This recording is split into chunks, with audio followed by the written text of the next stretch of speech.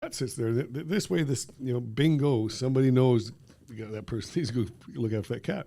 So there's all kinds of aspects to this little project I have. But yeah. What's the one? So I ask a lot of people this. What's the one thing that you don't have that if you had, you could make more impact in this world?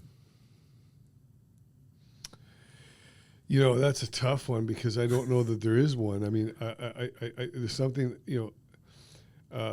because I'm blessed, so blessed with so much, and I think that what I have is the ability to lead by example.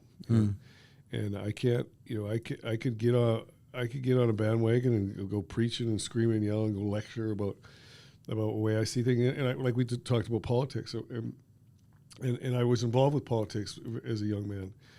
And like I say, I'm a Canadian, but I've lived, I'm a green card here, and I've lived in this country for a long time, and I love this country. And I just see our country, we're so polarized. We're left and we're right. And at the end of the day, if somebody just had the ability to reach out and say, your right doesn't have to be the right, the rightest, and your wrong doesn't have to be the wrongest, and their wrong doesn't have to be the wrongest. Why can't we just come in the middle, learn from our mistakes, and work together? And I think if we did that, if somebody would have the ability to get the left to talk to the right in the right way, and the right to talk to the left in the right way, we could be a better nation.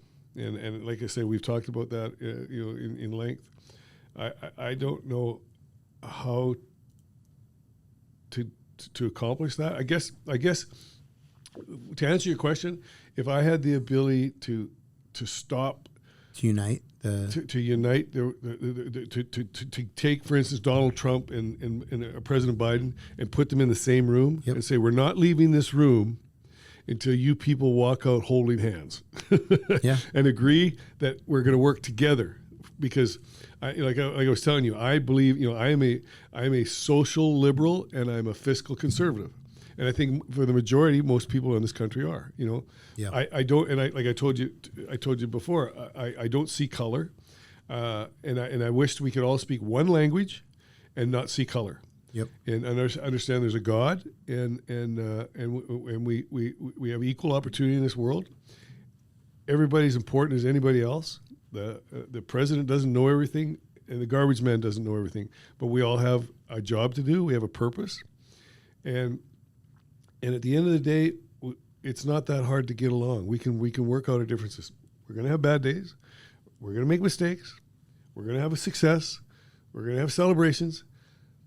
But at the end of the day, there's not any reason we can't sort all these problems we have in this world, in this country, because we look at communism and they don't have any choices, and we have democracy. We have choices, and we are so separated in this country, so polarized that we can't look. You have neighbors that are, they're conservatives and they're liberals, and they can't even talk to each other. And that's such a shame, because we're a beautiful nation with beautiful people, and we're, at the end of the day, we're all humans on a planet, right? So that's, I guess, at the end of the day, that is the most painful thing that I go through in life, is just to watch people, because at the end of the day, we can all work out our problems, and everybody makes mistakes, and we can fix these things. But for some god awful reason, we've gotten on this, now that we have the Biden administration running the country, they think that they're right, and the conservatives think that they're wrong, and, back and forth. And if we all just compromise a little bit and work out our differences, we would be such a strong nation. And one of the reasons I love this country is I grew up in, my first recollection of a president was President Kennedy. And I watched the assassination. And we all mourned that assassination. I watched it on television, black and white TV in Canada. And we mourned as a country that dreadful assassination. But we were united as a country at that point, and then of course the war started, Vietnam and those things, and we got a little polar. But everybody stood up for the right reasons, and then for some reason I just watched this just drift in this direction that now, and I think we basically have a civil war going on right now. And it's a shame, because I don't meet anybody that's a horrible person, and there is evil out there. But at the end of the day, right's right, wrong's wrong, And I think most people, They want the best, but for some reason we don't have leadership that says, let's meet in the middle. You know, you see that yourself? Yeah. Yeah. I agree with you. We had a good conversation earlier about it. Yeah. Yeah. Sides get to come together. Sides need to come together, you know. But at the end of the day, boy, we have bright things on the horizon. We have this cryptocurrency thing going on. Medical breakthroughs. We have technology. We have this electric cars rolling. Cars. You know, I have all my cars. Spaceships. Spaceships. I have all electric cars right now, and a couple gasoline motorcycles, right? Yeah, but they're gone. They're going to be wall pieces. But I am, you know, like again, and that's the other thing too. This energy thing. Like, look at, we have had oil and gas for a long, long time. I was in the oil and gas business, and it's a transition, and we're trying to make the planet, less, combustible and less pollutant. But it's going to take some time. Yep. And don't start bashing somebody because they're driving a car, or they're you flying an airplane, or they're burning a gas stove or whatever. Listen, it's a compromise, and we need to work this thing together. But don't, we got such a bandwagon. Like one saying, oh, you got. It's a compromise. We'll all work out it together. But don't start bashing them because we've been using gasoline cars for a gazillion years. You know, so we can't change it overnight. So let's work together and make that transition nice. You know, so I'm with you. It's difficult. Anyway, that's it. Thanks for your time. Appreciate it. Good seeing you. You're a huge blessing. You're a great man.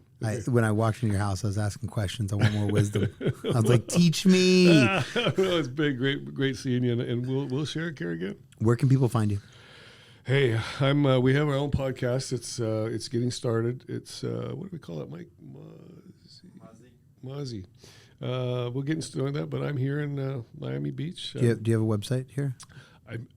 We do. AzuriCenter.com. Yep. Yeah. You have a shoe website too, right? I do. Shoecrew.com. And so I'm always around. Nice. Talk to you soon. See you guys. Bye-bye. Hey, Significance Breeds Success every week with Daniel Puder. If you want to check out more about what we're up to, go to danielpuder.com, mylifemypower.org, or if you're in South Florida, come visit one of our schools and see what we're up to. See you guys.